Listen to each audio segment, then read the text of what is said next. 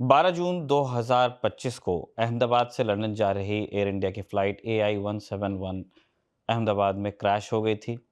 इसमें 260 लोगों की मौत हुई थी, जिसमें प्लेन में सवार एक व्यक्ति को छोड़ के सभी की मृत्यु हुई थी और ग्राउंड पे भी 19 लोग मारे गए थे, जिसमें से कुछ मेडिकल स्टूडेंट्स भी थे। जब ये हादसा हुआ था, तब खबरगांव से जेरी और शुभम अहमदाबाद गए थे और वहाँ से उन्होंने जो वीडियो रिपोर्ट्स की थी, वो आपने देखी थी। अब जब हादसे की पहली बरसी आ गई है, हमने अपनी टीम को दोबारा अहमदाबाद भेजा था इस हादसे के पीड़ितों से मिलने के लिए कि वो किस हाल में जी रहे हैं। इनका जो काम था, वो आपने खबरगाँव पे देख लिया होगा, परिवार किस तकलीफ़ में है, किस तरह से जो उत्तर उन्हें नहीं मिले हैं, वो बात उन्हें चोट पहुँचाती है। लेकिन बहुत सारी चीज़ें ऐसी भी थी जो डॉक्यूमेंट्री में और हमारी जो फ़ील्ड रिपोर्ट्स थी उसमें हम शामिल नहीं कर पाए। वो कौन-सी चीज़ थी और हमारी टीम ने ग्राउंड पर क्या महसूस किया, उस बारे में बात करने के लिए हम ये वीडियो बना रहे हैं। तो पहले आप दोनों को बधाई कि आपने इतना बढ़िया काम किया, हमारे दर्शकों ने उस काम को देखा भी है। जो 2 बधाई के और पात्र हैं, अबरार और आयुष, वो इस वीडियो में आपको नहीं दिख रहे हैं। आप दोनों ने भी बहुत अच्छा काम किया है, दर्शकों के बहुत अच्छे-अच्छे रिप्लाईज़ आए हैं। पहली चीज़ तो मैं अच्छा जो पुराने हमारे दोस्त हैं, वो जानते होंगे कि जेरी वीडियो जर्नलिस्ट हैं और शुभम हमारे रिपोर्टर हैं। तो लेकिन दोनों ही भाई हैं अपने। मैं पहली चीज़ ये जानना चाहता था, ये एक्चुअली जेरी का आइडिया था। जब हम पिछले साल हम एक दूसरी बिल्डिंग से काम करते थे, उस टाइम हम फ़िल्म सिटी में थे। तो जब क्रैश हुआ तब जेरी ने कहा कि निखिल भाई प्लेन गिर गया, तो जाना चाहिए क्या? और शुरू में उतना मैंने चीज़ों को प्रोसेस मैंने कहा यार एयर क्रैश में हम क्या करेंगे, हमारी क्या कॉम्पिटेंस है? उसने कहा निखिल भाई जाके देखेंगे ना, वहाँ पता चलेगा।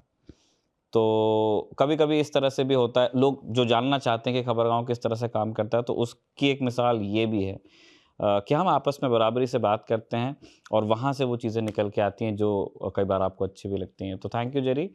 अ, मैं जानना चाहता हूँ जब आप लोग पहली बार वहाँ पे पहुँचे, है ना? पहले बीते साल की बात करते हैं और आप वहाँ आपने जाके देखा क्रैश साइट पर आप रात को ही चले गए थे। तो आपका पहला जी। रिएक्शन क्या था? हमें रिएक्शंस एयरपोर्ट से ही देखने शुरू हो गए थे, जब हम इंदिरा गांधी एयरपोर्ट से अहमदाबाद के लिए फ़्लाइट ले रहे थे। उस दौरान ही जितने भी लोग चाहे वो अहमदाबाद की फ़्लाइट में हो या फिर कहीं और जाने की तैयारी में हो, बोर्डिंग गेट के आस-पास उनके मन में घबराहट दिख रही थी। और चूँकि हम अहमदाबाद के उसी टर्मिनल पे जाने वाले थे, एक ही रनवे है, रनवे नंबर 23, तो फ्लाइट्स वहीं लैंड करती हैं और वहीं हुँ। टेक ऑफ करती हैं। तो जब हम फ्लाइट में थे, तो जब हम टेक ऑफ तो कर गए, लैंड करने वाले थे, तो हमने वो स्पॉट ऊपर से देखा। अच्छा वो फ्लाइट पाथ से वो दिखता वो है। वो हम जब आ रहे थे, हमने लैंड करने वाले थे, हालाँकि वो टेक ऑफ पॉइंट के बाद दिखता है, पर आपको वो दूर से नज़ारा दिख रहा था उस वक़्त, क्योंकि काला था, धुएँ थोड़े बहुत तो उस वक़्त आसमां में थे ही। हम लाइट्स बहुत सारी। हाँ, हम दिन में पहुँचे थे, सुबह-सुबह का हुँ। अर्ली मॉर्निंग का वक़्त था जब हम पहुँचे थे।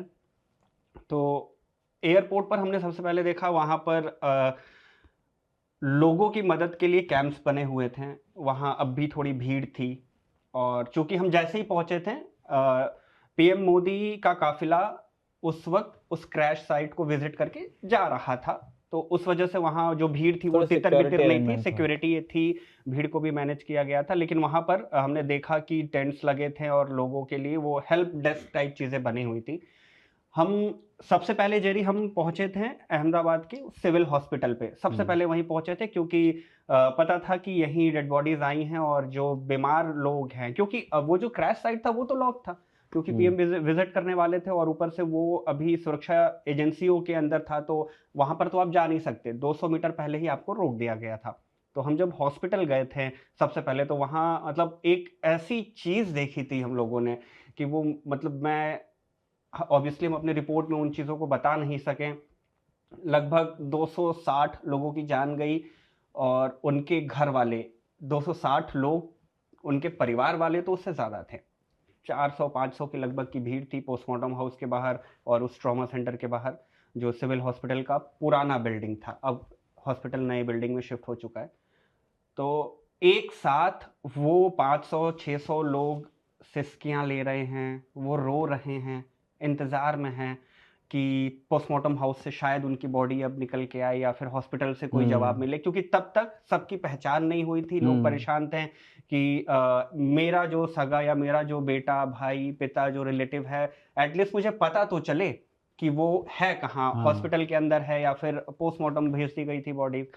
तो पोस्टमार्टम हाउस जो है उसका दरवाजा जब जब भी खुलता था, आप वीडियो में हम दिखाएंगे कि पोस्टमार्टम हाउस की स्थिति क्या थी। बाहर लोहे की एक गेट थी ताकि लोग अंदर ना जा सके, वो जाली वाली गेट जो हॉस्पिटल्स में होती है। अंदर था वो एयर कंडीशन रूम जिसमें बॉडीज रखी गई थी।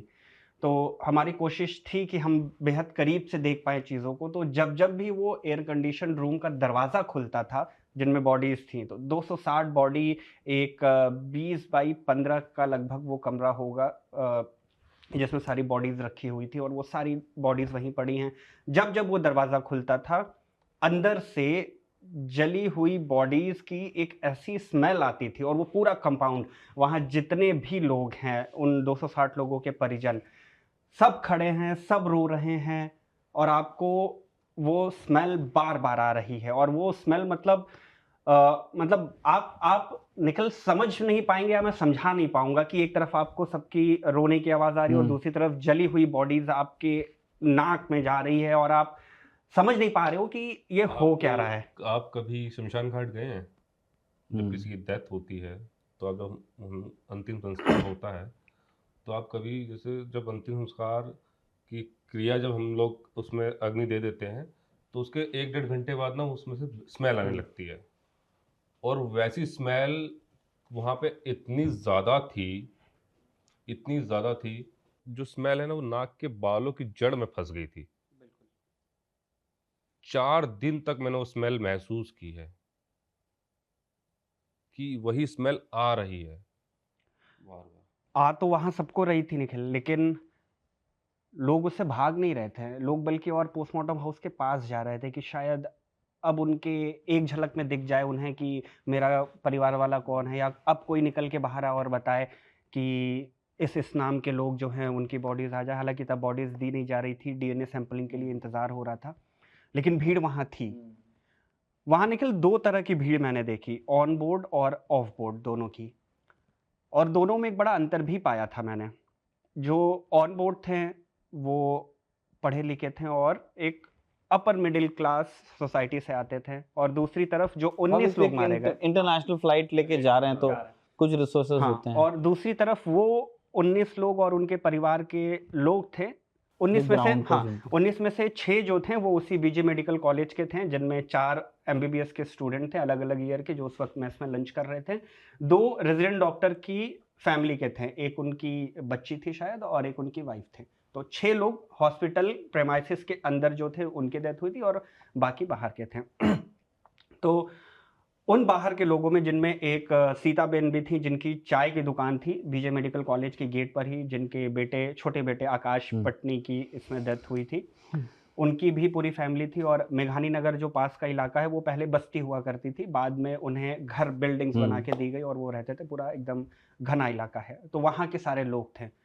तो ये मैंने देखा कि जो ऑन बोर्ड फैमिलीज़ थे, वो अपने इमोशंस ना मतलब निकाल नहीं पा रहे थे। वो नहीं बता पा रहे थे कि वो फ़ील क्या कर रहे हैं। उनकी आँखों में आँसू थे, लेकिन वो रो नहीं रहे हैं। शायद उन्हें अजीब लगे कि कैसे मैं अपने इमोशंस बाहर निकालूँ। लोगों से बात नहीं कर रहे हैं, स्तब्ध होके बैठे हुए हैं इंतज़ार में। शायद वो डॉक्टर्स को फ़ोन कर रहे हैं, अपने सोर्सेज़ लगा रहे हैं कि कैसे भी पता चले, लेकिन उसका कोई सोर्स तो काम आ नहीं रहा था। वहीं दूसरी तरफ जो ऑफ ग्राउंड के जो लोग थे, वो चिल्लाए जा रहे हैं, वो रोए जा रहे हैं, बेहोश हुए जा रहे हैं उनके परिजन। उनसे जब मैंने बात की तो उनका एक ये था कि इस हादसे में तो बड़े-बड़े लोगों की सिफ़ारिशें काम नहीं आ रही हैं, हमारी आवाज़ कैसे कोई सुनेगा? लोग इसमें लगे हैं कि कितने, हमारे पास लिस्ट थी, वो पूरी लिस्ट थी जो लोग उस फ्लाइट में थे। तो उनका था कि लोग जो फ्लाइट में बैठे हैं वो बड़े, उनके लिए वो बड़े लोग हैं। बड़े लोगों की लाशें नहीं मिल रही हैं, हमारी कहाँ से मिलेंगी? वो जो भी उन्हें मिल रहा है, जो भी दिख रहा है कि ये ज़िम्मेदार व्यक्ति है, कोई डॉक्टर के कपड़े में है या कोई हॉस्पिटल स्टाफ के कपड़े में, वो हर किसी से यही गुहार लगा रहे हैं कि उनकी आवाज़ सुनी जाए, उनकी आवाज़ सुनी जाए। तो वो रो रहे थे और काफ़ी मतलब मैंने देखा आकाश पटनी के पिताजी को वहाँ पोस्टमार्टम हाउस के बाहर चिल्लाते और रोते बेहोश होते हुए। अच्छा, आप उनसे लास्ट टाइम में मिले थे? मिले थे, लास्ट टाइम भी मिले थे हम। आकाश के भाई को मैंने देखा, वो बदहवास पोस्टमार्टम हाउस के बाहर लेटे ही हुए थे इंतज़ार में।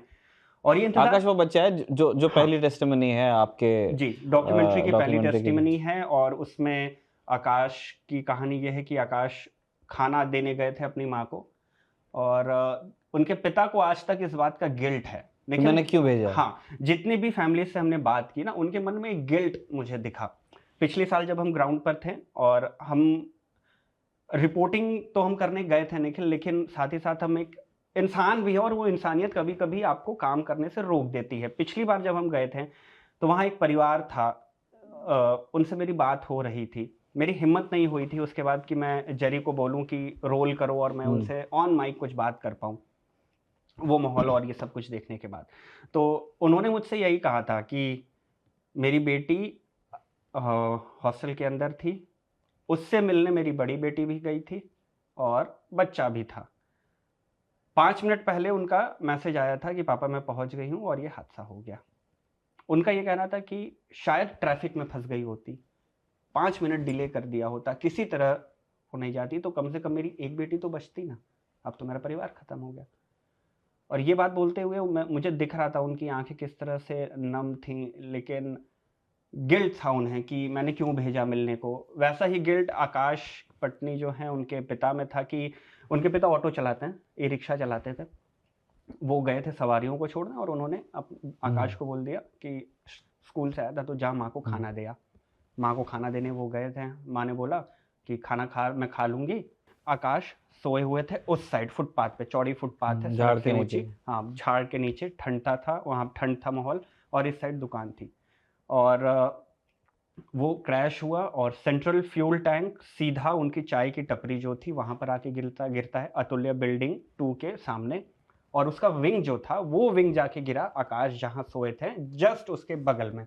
विंग से जेट फ्यूल निकला और आकाश जिस तरह सोए थे, उसी स्थिति में वो पूरी तरह से जल गए। उनकी माँ उन्हें बचाने गई थी, लेकिन जब वो आग आई ना, तो वो वहाँ से भाग गई थी। तो उनकी माँ के जा अंदर नहीं पाई जा बेचारी नहीं वहां पाई। तक। उनकी माँ को गिल्ट है कि मैं बचा नहीं पाई, पिता को गिल्ट है कि मैं क्यों भेजा मैंने, ये तो नहीं जाना उसमें चाहिए देखा। था। और एमबीबीएस स्टूडेंट्स जो थे, जिनकी उनमें मौत हुई, तकरीबन 14 परिवारों से हमने बात करी, फ़ोन पे बात करी, जिनके बच्चे इसमें घायल थे और 4 उन एमबीबीएस स्टूडेंट के परिवार से बात करी जिनकी मौत हुई। जो घायल हुए, उनके परिवार का दुःख है। उनको वो बता रहे हैं कि मेरे बेटे की पसलियाँ टूट गईं, प्लास्टिक सर्जरी करानी पड़ी, वो सब कुछ बता रहे हैं। लेकिन जब मैंने उन बच्चों से बात करने की कोशिश की जो घायल हुए थे, उन्होंने हमसे फ़ोन पे बात करी बट कैमरे पर आकर कुछ कहने से मना किया। हमें लगा कि हो सकता है कि एक गवर्नमेंट मेडिकल कॉलेज में हैं, तो वो एमबीबीएस स्टूडेंट है तो समय नहीं होगा या फिर वो रिकॉल नहीं करना चाहते होंगे उस हादसे को। जो भी कारण हो, पर वो बच्चे कैमरे पर आके बात नहीं किए। एक फैमिली से बात की जिन्होंने अपना बच्चा खोया था। शुरू में मतलब एक तो ऐसी चीज़ों में ये होता है, हमने और जेरी दोनों ने ये चीज़ फेस की थी कि हम उन फैमिलीज़ को अचानक से 1 साल बाद फ़ोन कर रहे हैं और उन्हें उस हादसे के बारे में बता रहे हैं और पूछ रहे हैं। तो सबसे बड़ा तो यही आता है ना आपके मन में कि आप कैसे पूछेंगे उस बच्चे के बारे में जिसे उन्होंने खो दिया। तो काफ़ी हिम्मत से जब हमने एक परिवार से बात करी, जिन्होंने अपना अपना बच्चा खोया, तो उनका यही था कि गाँव का वो पहला बच्चा था जो डॉक्टर बनता। हमने अपनी खेत बेच के उसे तैयारी कराई और एमबीबीएस में एडमिशन कराया। खेती करके अब गुज़ारा तो कर लेंगे, लेकिन खेती करने के लिए अब खेत भी नहीं है, बच्चा भी नहीं है। यहाँ आप ये पूछ सकते हैं कि मुआवज़ा तो एयर इंडिया ने दिया, पर निखिल, मुआवजे को लेकर के जो सबसे बड़ी चीज़ मैंने देखी कि ये आम लोगों को, आम इंसान को ये लग सकता है कि 1 करोड़ रुपए बहुत बड़ी रकम होती है, कि किसी की ज़िंदगी चली गई तो चलो 1 करोड़ रुपए हैं, वो अपना गुज़ारा कर लेगा। आकाश पटनी की परिवार में मैंने देखा, वो आज भी चटाई पर सो रहे हैं घर में। वो आज भी कॉलर फटी हुई शर्ट पहन रहे हैं, वो आज भी उसी तरह की ज़िंदगी जी रहे हैं जैसे वो पहले जीते थे। मुआवजे के उन पैसों का एक रत्ती भी असर, या आप ये कह लो कि हाँ 1 साल हो गए तो उन्होंने कुछ घर के लिए चीज़ें खरीद ली होंगी, नहीं खरीदा। हमने एमबीबीएस स्टूडेंट जो थे उनके पिता से भी बात की, और इधर भी तो इनका कहना था कि क्या सोच के पैसे खर्चे करें, कि मेरे बेटे की मौत का पैसा है ये। इलाज में जो जा रहा है वो जा रहा है, घायल है, पैसा खर्चा नहीं कर सकते। तो ये फैमिलीज़ का मुझे लगा, और बार-बार उनका यही कहना है कि अपने बेटे की मौत का पैसा लेके मैं क्या करूँगा? जवाब दे दो, हम्म क्यों हुआ? हम्म। कितना डिफिकल्ट होता था, मतलब जैसे ये तो एक मतलब एक जर्नलिस्ट का क्या क्या ये ऑक्यूपेशनल हजार्ड कह लीजिए, या आप एक एक त्रासदी कह लीजिए इस पेशे की, कि हमारा काम ही है कि जो लोग तकलीफ में हैं, जब हम उनसे बात करते हैं तो वो हमारी नीयत ये है कि वो दुख लोगों तक पहुंच जाए, और उस रिपोर्ट का, उस जर्नलिज्म का कोई असर हो। लेकिन उसी प्रोसेस में फिर आप किसी को उस तकलीफ से दोबारा गुजारते भी हैं, है ना। ये तो होता है, मैंने देखा है कि जब पत्रकार पूछता है तो वो मोमेंट दोबारा आपको जीना पड़ता, क्यों, और उसको रिकॉर्ड भी किया जा रहा है। तो मुश्किल होता होगा बात करना। बहुत।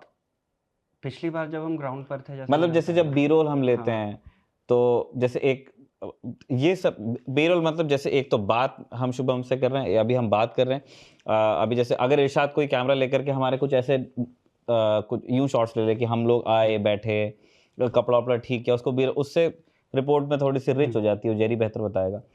तो मतलब उन उन सारी चीजों के लिए कुछ कहना उनको बड़ा मुश्किल होता होगा। सबसे बड़ी दिक्कत तो तब आती है जब, बेशक हम वहाँ गए हैं और हम रिपोर्ट करने ही गए हैं, और वो रिपोर्ट तब होगी जब जेरी, जैसे मेरे केस में जेरी जो हमारे कैमरा पर्सन हैं, वो उन चीज़ों को रिकॉर्ड करें। और मेरे लिए मुश्किल तब होती है जब मैं देखूं कि अगर यहाँ कोई विक्टिम है, मैं उनसे बात कर रहा हूँ, तो मैं जेरी को कैसे बोलूँ कि तू रोल ऑन कर, कैमरा ऑन कर। मैं बाइक, ठीक है, माइक में हाथ में लेकर के दूर से भी कर सकता हूँ, लेकिन वहां पर ये कन्वे करना कि रोल करो, रोल इसको करो, ये रिकॉर्ड करो, हाँ रिकॉर्ड करो, इस दुख को। ये चीज़ मुश्किल है। और मुझे याद है कई बार मैं कहीं जाता भी था, पिछली बार जेरी जब हम थे ग्राउंड पे, तो क्योंकि हम रिपोर्ट करने गए तो हमें रिपोर्ट करने के लिए उसे इकट्ठा करना पड़ेगा। जेरी ने 1-2 बार मना कर दिया, नहीं हम नहीं कर सकते रिकॉर्ड। ये शायद वो फैमिलीज ही थी जो कैमरे पे रो रही थी, जेरी। होता ये है ना, जब हम लोग जैसे कहीं भी जाते हैं तो एक कोई भी इंसान होता है तो उसके अंदर इमोशंस होते हैं, हालांकि हमारे अंदर भी हैं। तो मतलब हम लोगों ने कुछ लोगों से बात की उस दिन, और आप आयरनी देखिए,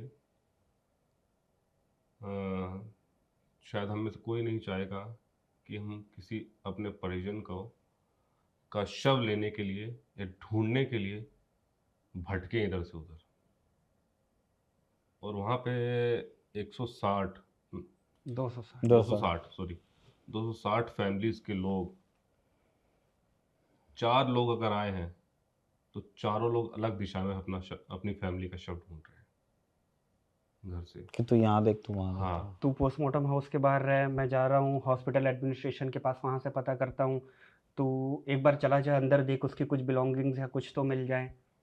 ये चीज़ें वहाँ चल रही थी। और लोग क्रैश साइट पे जा रहे थे,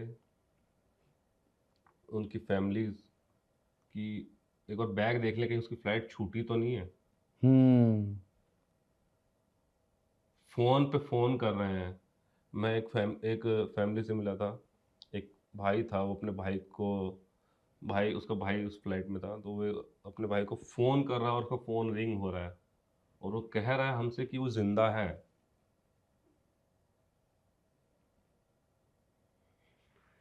इतनी होप थी वहाँ पे लोगों में, और मायूसी भी देखी हमने। वहाँ पे एक पिता थे जिनकी बेटी की डेथ हो गई थी, तो उनकी इतनी हिम्मत नहीं थी कि वो अपनी बेटी की फ़ोटो लेके ऐसे जा सके। तो उन्होंने अपने एक दोस्त को बुलाया था। तो उनका दोस्त वो देखता था वो वो देखता जाके फ़ोटो लेके ऐसे इतनी बड़ी फ़ोटो लेके घूम रहा है पूरे हॉस्पिटल में। निखिल, मैं ये दिखा तो नहीं सकता पर बता सकता हूँ, और आप सोचिएगा कि मेरा कोई अपना उस पोस्टमार्टम हाउस के अंदर है और मैं बाहर हूँ, और मैं बार बार उन जले हुए लाशों की स्मेल ले रहा हूँ। शायद उनमें से एक लाश मेरे अपने की भी है, जिसकी वो दुर्गंध मेरे नाक में आ रही है, और मैं इंतज़ार में हूँ कि बस पता चल जाए एक बार कि क्या है, कौन है। तो इस बार जैसे आप फैमिली से मिले, है ना, ये तो एक मतलब बहुत ही ट्रैजिक अनुभव था जो आपका हॉस्पिटल में हुआ। तो जैसे अब आकाश की फैमिली से आप मिले, तो कुछ कुछ चीज़ें तो हमने दिखाई हैं अपने डॉक्यूमेंट्री में, और आपने डिस्क्राइब भी किया कि फैमिली अभी किस हाल में है। कुछ और पीड़ितों के रिस्पॉन्सेज आपने बताया जो जो नहीं भी फीचर हुए हमारे डॉक्यूमेंट्री में अलग अलग वजहों से। जब आप इनसे मिले, परमार फैमिली से, जी, आकाश अजय परमार के बारे में हमें पता चला कि एक पीड़ित हैं जो उस हादसे में गुजर रहे थे उधर से, और उन आग लगा। और जो सबसे बड़ी चीज़, मतलब पीड़ित तो बहुत थे वहाँ पर, लेकिन अजय के बारे में सबसे पहली चीज़ हमें ये पता चली, और सबसे बड़ी चीज़ थी कि 12 जून को ये घटना हुई। 12 मई को उनकी शादी हुई थी। 24 साल के हैं वो। 12 जून को उनकी शादी हुई, 12 मई को शादी हुई थी। 1 महीना हुआ था। 1 महीना पहले। और शादी के बाद हम उनके घर भी गए थे। घर में हमें एसी लगा हुआ दिखा, जो पहले से था। ऐसा नहीं कि मुआवजे के पैसे के बाद, घर में एसी पहले से लगा था। उनकी माँ अतुल्या, जो सीरीज़ है हॉस्टल्स की, उसमें काम किया करती थी। अजय खुद सिविल हॉस्पिटल में, बहुत बड़ा कंपाउंड है सिविल हॉस्पिटल का, उसमें माली का काम करते थे। और शादी में नई नई एक्टिवा उनकी थी। उस एक्टिवा से वो रोज़ 1 बजे खाना खाने आते थे। तो हमें बताया गया कि ये ऐसे हैं जिन्हें जब ये जलें तो इनकी पत्नी इनको छोड़कर चली गई, ये बोलकर कि आप जल गए हैं। और ये भी पता चला, जो अजय खुद दावा करते हैं कि उन्होंने जब एयर इंडिया में वो अपनी तो शिकायतें आपने की तो दिखाया। हाँ, उनसे इंडेमनिटी साइन करा ली गई।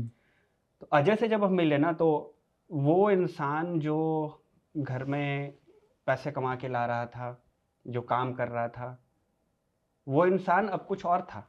वो हर वक्त बस अपने हाथ सहलाते हुए, खुजलाते हुए बैठे रहते हैं, सोचते रहते हैं, इधर उधर देखते रहते हैं, काम नहीं कर पाते। अब कहते हैं कि कोई काम पे नहीं रखता इस कंडीशन की वजह से। माली का काम मैं कर नहीं पाऊंगा क्योंकि डायरेक्ट सनलाइट से दिक्कत होती है। दुख है कि पत्नी छोड़ के चली गई। एक महीना पहले शादी हुई थी। 2 महीने तक तो ये बताते हैं कि 2 महीने तक हॉस्पिटल में मैं जब था तो मुझे दवा और पट्टी यही सब लगती थी, लेकिन जब मैं घर आया तो वो कान से उनके अभी भी कुछ लिक्विड सा आता रहता है, और बॉडी से थोड़ी स्मेल आती है, शायद वो घाव की वजह से या कान से आने की वजह से। तो वो कहते हैं मेरे दोस्त यार भी मेरे साथ नहीं बैठते हैं, दोस्त यार छोड़ दिए, बीवी चली गई, मेरे घर में मेरी कमाई नहीं है तो मेरी भाभी को कमाने जाना पड़ रहा है, माँ तो काम कर ही रही है, तो मैं तो पागल हो गया हूँ। और वो लिटरली वो दिख रहा है कि वो उस ट्रॉमा की वजह से उनके दिमाग पर क्या असर पड़ा है। तो उनसे हम मिले और मतलब रियलाइज़ हुआ कि जो लोग बच गए इस हादसे में, उनकी ज़िंदगी लगभग नहीं के बराबर बची है। मतलब अब तो वो रोज़ मर रहे हैं उस चीज़ को याद करके। यार उनके, मैं देख रहा हूँ कि जैसे आप दोनों अहमदाबाद 1 साल बाद गए, तो आप लोग अगर इतने आपका भी अपना ट्रॉमा है, बट जिन लोगों के साथ ये हुआ है वो एक बिल्कुल अलग लेवल पे इसको फील कर रहे हैं। पटेल फैमिली से फिर आप मिलने गए? हाँ, आकाश पटेल के हम गए थे, और आकाश पटेल जयश्री आकाश पटेल के पति हैं। जयश्री उनके वाइफ का नाम है। 28 साल की थी वो। एमएससी जेनेटिक्स किया था उन्होंने, और वो एक मेडिकल कार्डर में वर्क फ्रॉम होम कर रही थी। जब हमने उनकी सास यानी आकाश पटेल की माँ से बात की तो उनका उनका कहना था कि आकाश शादी तो करना नहीं चाहते थे, क्योंकि वो सेटल थे यूके में। 34 साल 33 साल उम्र हो गई थी, यूके में सेटल थे। उनका कहते हैं मुझे शादी नहीं करनी है, शादी कौन करेगा, रिस्पॉन्सिबिलिटी ये वो। तो हुआ क्या कि जयश्री का रिश्ता आया, बातचीत हुई, उनका नेचर इतना अच्छा लगा कि आकाश तैयार हो गए। उनकी माँ ने बताया कि जयश्री का सपना था कि लंदन जाऊंगी, लंदन में जाना था उनका, और वो इसी वजह से, मतलब शादी तो ऑब्वियसली परिवार ने तय की, लेकिन उनको सबसे बड़ी खुशी यही थी कि लड़का लंदन में है और मैं शादी के बाद लंदन जाऊंगी। 19 जनवरी को इनकी शादी हुई थी 2025 में। 10 फरवरी को आकाश चले गए थे वापस, क्योंकि छुट्टी वुट्टी ज़्यादा नहीं थी, लंबी छुट्टी थी, और ये लोग तय किए कि ये आएगी। और हर दिन वो वीडियो कॉल पे बात किया करते थे, क्योंकि वर्क फ्रॉम होम इनका भी और वर्क फ्रॉम होम आकाश का भी। तो आकाश बताते थे कि लैपटॉप खुला है बगल में, हमारा वीडियो कॉल चल रहा है, और 24/7 जितना भी पॉसिबल हो हम कॉल पे होते थे। नई शादी हुई थी। बिल्कुल नई शादी हुई थी, और जयश्री ने अपने सारे सामान भी नहीं खरीदे थे शादी के बाद। उनका था कि अब वहाँ चलेंगे और वहीं खरीदेंगे, यहाँ क्यों खरीदे, अब ज़िंदगी वहाँ सेट करनी है। आकाश ने भी एक बड़ा घर वहाँ पे रेंट कर लिया था और वहाँ सब सेटल कर लिया था, और जयश्री इंतज़ार में थी वीज़ा पासपोर्ट के और हो जाए, और वो हुआ, और ये जाने वाली थी। और उनकी माँ बताती है कि वो इतनी एक्साइटेड थी जाने के लिए कि उन्होंने खाना पीना उनसे खाया ही नहीं जा रहा था, कि एक सपना जो मैंने काफी ये आपको लंबे जयश्री समय की से, सास ने बताया? जयश्री के साथ, आकाश की मम्मी ने, कि एक सपना था लंदन जाने का, वो पूरा हो रहा था, और दूसरी खुशी कि पति के पास जा रही हूँ। तो वो अपने साथ सारे सामान लेके गई, और वो पूजा पाठ काफी करती थी, तो अपने साथ वो लड्डू गोपाल और गीता वगैरह सब लेके गई थी। एक दिन पहले वो बता रही थी कि लड्डू गोपाल की बांसुरी नहीं मिल रही थी, और वो परेशान थी दुकानों पे ढूंढ ढूंढ के, क्योंकि वो जिस जगह पे यूके रहते में हैं, कहाँ मिलेगी? हाँ जी, अभी भी वो गुजरात के जिस जगह पे रहते हैं वो थोड़ा गांव ग्रामीण इलाका है, तो उनको वो लड्डू गोपाल की बांसुरी नहीं मिल रही थी। आप लोग कहाँ जाके मिले? मोड़ासा का एक गाँव था, तो वो अहमदाबाद से 90 किलोमीटर दूर है। और वो परेशान थी, वो घूम रही थी अगल बगल की मिल जाओ, और फाइनली उनको मिला जाने के एक दिन पहले, और वो सब बैग में भर के जा रही थी, और फिर ये हादसा हुआ। और आखिरी बात जो उनकी हुई थी आकाश से 133 पे हुई थी, डॉक्यूमेंट्री में उन्होंने दिखाया भी। आकाश एक विजुअल बड़ा पॉपुलर हुआ था कि गीता बच गई, मतलब हाँ, पता नहीं क्या ही सोच के लोगों ने उसको शूट भी किया था और वो पब्लिश भी किया गया। क्या ये सेम फैमिली का सामान था वो? इनके पास तो थी, पर यही थी, हाँ, ये हम नहीं बताना कह सकते, क्योंकि आकाश ने बताया था कि मुझे कुछ बिलोंगिंग्स मिली थी, उनके कुछ बैग्स जो थे वो बचे थे, लेकिन जो बिलोंगिंग, क्योंकि ये सेटल होने जा रही थी वहां, तो अपने सारे डॉक्यूमेंट्स, सारे सर्टिफिकेट, सब कुछ लेके जा रही थी, कि क्या पता वहां जॉब में जरूरत पड़ जाए। और सब कुछ जल गया, बता रहे कुछ जले वाले डॉक्यूमेंट्स। आकाश ने अपनी शादी की फोटोज और वीडियोस जो करवाई थी वो फोटोग्राफर से ली ही नहीं, उन्होंने मना कर दिया, बोला कि क्या करूँगा देख करके, जो शूट हुई वो नहीं ली। इनके फ़ोन में जो कुछ फ़ोटोज़ और वीडियोज़ हैं वही हैं, और उसको भी वो एक लॉक फोल्डर में अलग करके रखते हैं,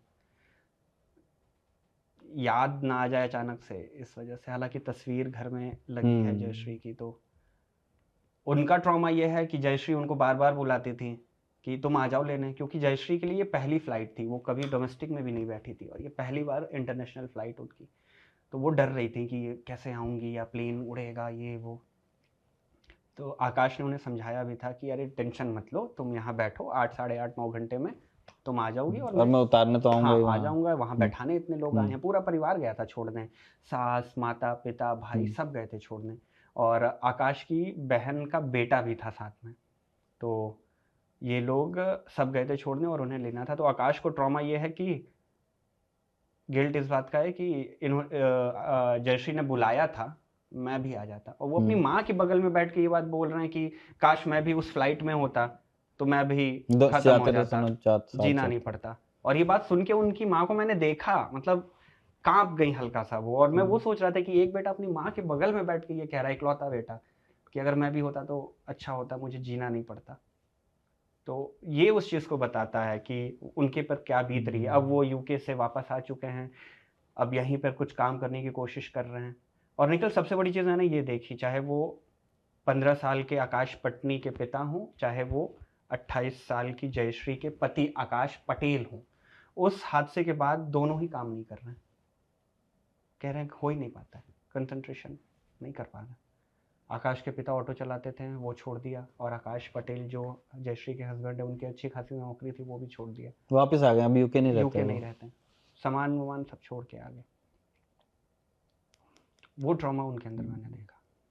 अजय परमार के अंदर ये गिल्ट है कि उस दिन मैं खाना खाने ही नहीं जाता, भूखे ही रह जाता तो शायद जिंदा रहता। जब आप जा रहे थे वहाँ उस कैंपस में दोबारा आपने शूट करने की कोशिश की, तो मतलब वो कितने, मतलब जो सिविल का एडमिनिस्ट्रेशन था वो कितना फोर्थकमिंग था या नहीं था? जब हम क्रैश साइट पे पहुंचे तो वो मेन सड़क पे ही है नहीं पूरे नहीं, क्रैश। इस साल, हाँ लास्ट हाँ, ईयर इस तो साल, चलो आप इस गए साल, थे। इस साल, साल की बता रहा हूँ। क्रैश साइट पे पहुंचे तो वो वहाँ पर सिक्योरिटी गार्ड्स लगे हुए हैं, इंडस्ट्रियल सिक्योरिटी गार्ड, और हमने हॉस्टल की डीन से भी बात की। तो डीन का कहना था कि ये जो पूरा एरिया है, जो मेस और ये 4 बिल्डिंग है, ये अब सिविल जो यहाँ का एडमिनिस्ट्रेशन है, लोकल एडमिनिस्ट्रेशन है, उसके पास चला गया है। अब ये हमारे पास कॉलेज, हॉस्पिटल के पास हाँ, नहीं है। हॉस्पिटल और कॉलेज, मेडिकल कॉलेज के पास ये नहीं है, तो आपको एक बार वहाँ से बात करनी होगी। हमने वहाँ भी बात करने की कोशिश की। तो क्रैश साइट पे जब हम देख रहे थे तो हमने नोटिस किया कि हर एक चीज़ जो फोटोग्राफ्स हमारे पास आए थे पिछले साल के, आज भी एज इट इज़ रखी है। वो गाड़ियाँ जली हुई वैसे ही पड़ी हैं, बाइक्स पड़े हैं, एसी के पार्ट्स जो हैं पड़े हैं जले हुए। मतलब ये नहीं कि खाली करो या हटाओ इसे। मेस के अंदर झांकने की कोशिश की हमने, वहाँ भी देखा तो बर्तन वर्तन वो वैसे ही पड़े हैं, वहाँ से कुछ भी चीज़ हटाई नहीं। शायद जो उनके दावेदार थे वो बचे ही नहीं, या फिर लोगों को लगा कि अब इन चीज़ों का मैं क्या ही करूँगा, तो या फिर ये हो सकता है कि इन्वेस्टिगेशन के पर्पस से। इन्वेस्टिगेशन हाँ, क्योंकि है तो वो एविडेंस भी जी है, बिल्कुल। शायद इस वजह से क्योंकि डिस्टर्ब अभी नहीं तक किया। पूरी रिपोर्ट भी बाहर नहीं आई है, तो वो एरिया खुला है, लोग आते जाते हैं। वो अब एक तरह से, जरी हम जब शूट कर रहे थे जितनी देर, उतने देर में हम देख रहे थे कि वीकेंड था और गाड़ियां आकर के रुक रही हैं, लोग उतर रहे हैं, देख रहे हैं। मतलब वो एक तरह से, मुझे कहना तो नहीं चाहिए बट वो टूरिस्ट स्पॉट बन गया है। हाँ, लोग एक लोग बार आ देख रहे कि हैं, यहाँ हाँ, गिरा था। यहाँ गिरा था, तो उस हिसाब की थी। दीवारें आज भी वैसे ही जली हुई हैं। ये खबर मिली थी कि इन्हें जल्द ही पूरा तोड़ दिया जाएगा और इनकी जगह पे टाटा ट्रस्ट की तरफ से नई बिल्डिंग बना के मेडिकल कॉलेज को दी जाएगी, लेकिन अभी तक ऐसा कुछ भी हुआ नहीं है। वो तो जब तक के वो रिपोर्ट नहीं आएगी तब तक नहीं शायद आएगी। वो बिल्डिंग्स रहेंगी, जी और एक बार जब वो कंक्लूसिव उसमें से कुछ निकलेगा, तब वो आई नहीं है रिपोर्ट। जी। हम एक्सपेक्ट कर रहे हैं एक इंटरिम रिपोर्ट, लेकिन अभी वो देखना है कि इंटरिम रिपोर्ट भी कब आती है। ये थी कि एआई भी शायद बरसी पर ये दे, पर अब वो नहीं, 1 साल में आना होता है। जी लेकिन जैसे जो हिंट, जो एविएशन का जो सोशल मीडिया है उस पे ये बात चल रही है कि शायद ना वो अभी कुछ दिन पहले भी एआईबी के लोग जाके आए हैं वहाँ यूएस, एनटीएसबी के लोगों से मिले हैं। तो अलग अलग थॉट प्रोसेस है। कुछ का कहना ये है कि शायद वो जिसको कहते हैं ना कि वो कॉन्क्रीट रिजल्ट तक शायद नहीं पहुंच पाए हैं, फॉर वट एवर रीजन। मतलब अभी यहाँ से स्पेकुलेट करना तो ठीक नहीं होगा कि क्या क्या उसमें दिक्कत आ रही है, बट यस, और हो सकता है कि शायद एक से ज़्यादा उनको कॉज लगते हैं, या एक से ज़्यादा मत है वहाँ पे जिनको लेके अच्छा खासा आग्रह है। क्योंकि हमने देखा है कि इन्वेस्टिगेशन में जो सब्जेक्ट एक्सपर्ट्स थे वो खुद अलग भी हुए हैं। पिछले साल ये खबर आई थी कि एनटीएसबी ने थ्रेटन किया था कि अगर ऐसे काम होगा तो हम नहीं रहेंगे। बट देन कभी कभी ऐसा भी हो जाता है कि अलग अलग देशों से टीम्स काम कर रही हैं साथ में, तो कल्चर भी अलग अलग होता है कि आपके यहाँ ऐसे करते हैं, हमारे यहाँ ऐसे करते हैं types. But it's to be seen. मतलब ये ऐसा एयरक्राफ्ट इन्वेस्टिगेशंस में जनरली इस तरह होता नहीं है, क्योंकि एक उसका पहले से एक एसओपी बना हुआ है। बट हम रिपोर्ट का वेट ही कर रहे हैं। मैं एक चीज़ जेरी से मेरे को पूछनी थी कि जैसे जब शुभम बात कर रहा होता है किसी सब्जेक्ट, पिछले बार भी आप दोनों साथ थे, इस बार भी आप दोनों साथ थे, तो जब शुभम कन्विंस कर रहा है किसी फैमिली को और जेरी अपना कैमरा, जेरी देख रहा है कि इसमें से क्या कैप्चर होगा क्या नहीं होगा, उस टाइम दिमाग में क्या चलता है? मतलब बेसिक सबसे पहले तो हम लोग ये सोचते हैं कि हम लोग कहानी कहेंगे क्या, गढ़ेंगे क्या।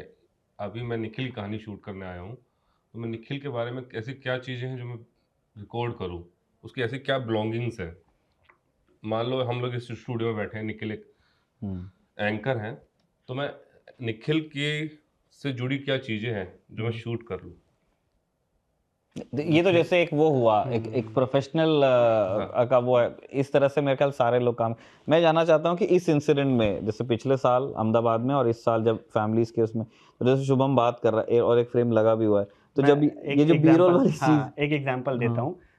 जरी, आपको याद हो जब हम आकाश पटनी के घर पे गए थे, तो हमने घुसते ही सबसे पहले एक चीज़ देखी थी कि ऊपर, ये हमारे डॉक्यूमेंट्री में भी आपको पहले हिस्से में ही देखने को मिलेगा, ऊपर भगवान की फोटोज रखी है और नीचे आकाश की रखी हैं, और आकाश की फोटो के आगे एक दिया जल रहा है और अगरबत्ती लगी हुई है। तो हमने उन चीज़ों को रिकॉर्ड भी किया, बट जब तक हमारी बातचीत होनी थी, जेरी ने अपना कैमरा ऑन किया था, और हम सबसे पहले परिवार को हम कंफर्टेबल करने की कोशिश करते हैं ताकि वो हमसे सहज होकर बात कर सकें। पहला ही सवाल था कि कैसी हैं आप। उसके बाद 45 या मिनट तक, 40-45 मतलब मिनट तक। आप जैसे कि उन फैमिलीज से आप जब मिलेंगे, इवन हर फैमिली से, तो वो लोग आज भी इतने ट्रॉमा में है ना। मतलब बस बस एक, जैसे कहते हैं ना कि इतनी पतली चमड़ी है कि बस एक हल्का सा टच करो और खून बाहर आ जाए। तो बस मेरा यही पूछना था उनसे कि कैसी हैं आप, और वो 35-40-45 मिनट तक वो रो रही हैं, कैसी हूँ मैं, क्या बताऊँ मैं। तो वो चीज़ मुझे लगा कि मतलब मैंने टच कर दिया, बस ये पूछा आप कैसी हैं, और ये हालत हो गई। और हम, जेरी और आयुष तीनों ऐसे एक लाइन में बैठे हुए हैं, सामने आकाश की तस्वीर के बगल में उनकी माँ है। तो मैं मेरी परेशानी, सवाल पूछना, जेरी आपको ये बेहतर बता पाएंगे कि, क्योंकि हमें अपने दर्शक को वो इमोशन भी दिखाने जो वो फील कर रहे हैं, वरना क्या मोबाइल की कम्युनिकेट स्क्रीन नहीं के उस होगी। पार हाँ। बैठा व्यक्ति नहीं समझ पाएगा कि ये परिवार क्या झेल रहा है। तो ये जेरी आपको बता पाएंगे कि किस तरह से इन्होंने मतलब खुद को संभाल के, क्योंकि कोई रो रहा है और आप उस पर फोकस कर रहे हो, तो वो जेरी एक्सपीरियंस बता पाएंगे। तो वही है, हम लोग ऐसे, मतलब एक वो है अजय, उनकी फैमिली है, पटनी फैमिली। तो मैं देख रहा था, हम लोग उनसे बात कर रहे हैं, उनकी माँ रो रही हैं, और एक जैसे पिता जो होते हैं वो क्रूर और कठोर माने जाते हैं। उस पिता के फोन में आज भी वॉलपेपर उनके बेटे का है। वो बैठे हैं, और वो, हालांकि उनकी माँ गुजराती में बात कर रही थी, आकाश की माँ, और उनके पिता जो हैं हिंदी में बात कर रहे थे, और वो बैठे हैं और रो रहे हैं। जैसा, मैं सबसे पहली चीज़ में गाड़ी से उतरा, जब उनके घर गए हम लोग, गाड़ी से उतरा मैं, तो ना मेरे को मिलवाया गया कि ये, क्योंकि सबसे पहला मैं ही वहाँ उन तक पहुँचा, तो मेरे को मिलवाया गया कि ये आकाश के पिता हैं। तो मैंने उनको नमस्ते किया, तो मैंने कहा आप आकाश के पिता हैं, बस इतना बोला, और वो आदमी ऐसे करने लगा, आंखों से आंसू आ गए वहीं खड़े खड़े। मैं अभी जैसे हम लोग बात कर रहे थे कि भाई ट्रॉमा ट्रॉमा, मैं अभी ऑस्ट्रेलियन एक न्यूज़ चैनल है, उस पर वीडियो देख रहा था। तो जो इकलौता रमेश कुमार रमेश कुमार विश्वास। विश्वास जो बचे थे, इकलौते सर्वाइवर हैं प्लेन में, आप उनकी आंखें देखिए सिर्फ पूरे इंटरव्यू में। रिपोर्टर उनसे पूछता है कि हाउ आर यू, तो कहते हैं नॉट फाइन। और इसके बाद सब कुछ उनकी आंखें कह रही हैं। उस आदमी की आंखें देखिए, इतनी मोटी आंखें हैं, और वो आंखें आंखें इतना कुछ बयां कर रही है ना कि उसने क्या क्या देखा है। वो भयानक, बहुत ज़्यादा ट्रॉमा में है, बहुत ज़्यादा। और जैसे बीबीसी को भी उन्होंने इंटरव्यू दिया, आज वो तक कम दुनिया। बोलते हैं, उनके वकील हैं, उनके एक वो है ग्रुप लीडर हैं, वो ज़्यादा बात करते हैं हमने भी सबसे। निखिल रमेश कुमार विश्वास तक पहुंचने के लिए फ़ोन किया था। गोपी जर्नलिस्ट हैं अहमदाबाद में ही, हमने उनसे मुलाकात की थी और उन्होंने हमें रमेश तक पहुंचाने की कोशिश की थी। रमेश अब वापस जा चुके हैं यूके। तो उनके किसी करीबी को फ़ोन किया था, हमारे सामने ही, और उनका था कि मैडम हो गया, अब दोबारा हम इस चीज़ पर बात नहीं कर पाएंगे, उनकी कंडीशन ठीक नहीं है। और ये बताता है कि रमेश किस स्थिति में हैं अभी।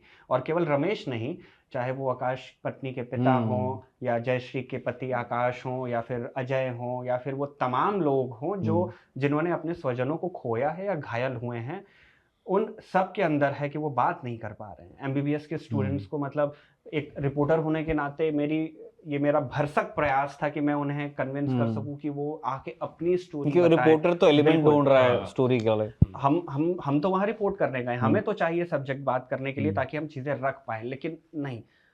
मतलब ऐसा लग रहा था ना निखिल, कोई हमसे बात क्यों करता है, क्योंकि उसे लगता है कि मेरी आवाज ऊपर तक जाए। उनके मन में यह है कि ऐसा लगता है मेरा कुछ हो ही नहीं सकता, क्या करूंगा मैं अपनी आवाज उठा के, किसको सुनाऊंगा, या क्या हो जाएगा। उनके मैं जैसा बता रहा था, ग्वालियर की जो फैमिली थी एमबीबीएस स्टूडेंट के पिता, उनका कहना था, सर क्या करूंगा बात करके, आप 1 करोड़ 2 करोड़ और दिला दोगे ज्यादा से ज्यादा, क्या करूंगा मैं उसका, जिसके लिए कमा रहा था वो तो है ही नहीं। उनका सीधा सा जवाब था ये कि आप आओ, मिलो, बात करो, बट कैमरे पे कुछ नहीं बोलेंगे। क्या करोगे, पैसा दिला दोगे, जो है वही नहीं खर्च कर रहा है, तो और क्या करोगे दिला के। पिछले साल और इस साल अगर मैं बताऊं, कुछ नहीं बदला। ना उन लोगों के घाव भरे, ना वो जगह बदली, और ना लोगों में वो खौफ बदला, वो डर बदला, कुछ नहीं बदला, तारीख बदली है बस। और एक और बात जो इस 1 साल में नहीं बदल पाई है, वो ये कि अब तक परिवारों को जवाब नहीं मिला है इस बात का कि उनके जो स्वजन अब उनके साथ में नहीं हैं, वो इस दुनिया में क्यों नहीं है, या ऐसा हादसा किसी दूसरे परिवार के साथ ना हो, उसके लिए क्या कदम उठाए जाएंगे, है ना। पिछले साल वो लाशें ढूंढ रहे थे, इस साल वो जवाब ढूंढ रहे हैं बस। हाँ, तो उसी एक प्रोसेस में एक छोटा प्रयास खबरगांव का भी था। और क्योंकि हमने बात की थी इन लोगों के शूट से आने के बाद में, तो फिर हमें लगता था कि सब कुछ ऑब्वियसली नहीं बताना पॉसिबल होता है। आपको एक अनुशासन रखना होता है कि आपको एक तय सीमा के अंदर उस वीडियो प्रेजेंटेशन को ख़त्म भी करना है। तो मैंने कहा कि चलिए ठीक है, हम बैठ कर के बात करेंगे आपस में। और अभी भी मैं देख रहा हूँ कि जितनी बात हमने आने के बाद में की थी इन लोगों के आने के, वो तो हम अभी भी नहीं रिकॉल कर पाए। वो सारी चीज़ें इस वीडियो में भी नहीं हैं। तो सच इज़ लाइफ। और इसी के स्निपेट्स हमको दिखते रहते हैं हमारे आसपास। तो खैर इस उम्मीद में कि जल्द से जल्द इन परिवारों को न्याय मिलेगा, जल्द से जल्द इन परिवारों को ये मालूम चलेगा कि ये जो अनहोनी हुई है, जो हादसा हुआ है, वो क्यों हुआ, और न्याय होगा। इस कामना के साथ हम इस वीडियो को कंक्लूड करते हैं। आप कैमरे के सामने जेरी, शुभम और निखिल को देख रहे हैं। इस वीडियो को रिकॉर्ड किया है इरशाद और सर्वेश ने। आप देखते रहिए खबरगांव।